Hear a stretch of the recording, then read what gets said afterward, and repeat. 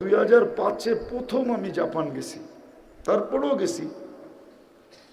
আমি ফজরের সময় একটা ফ্যাক্টরিতে গেছি, লেদার ফ্যাক্টরি। দুনিয়ার দামি দামি মানি ব্যাগ তৈরি হয়, মহিলাদের হাতের ব্যাগ তৈরি হয়। শীতের দিন ছিল, যখন আমি এখানে ঢুকতেছিলাম তো দেখতেছিলাম এক মেয়ে ওয়াটার গান নিয়ে পরিষ্কার করতেছে। ওয়াটার গান চিনো? যেরকম গান পাওয়া যায় এরকম ওয়াটারের জন্য পানিরও গান পাওয়া যায়, খুব স্পিরিটে চলে এগুলা, আর পরিষ্কার হয় খুব সুন্দর। আমি যখন উপরে উঠলাম, বাঙালিরা ছিল, 100-150 বাঙালি থাকে।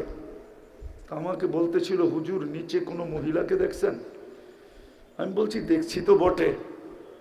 বলছে ওনাকে চিনেন? আমি বলি তা তো কোত্থেকে চিনবো, আমি তো আসলামই মাত্র।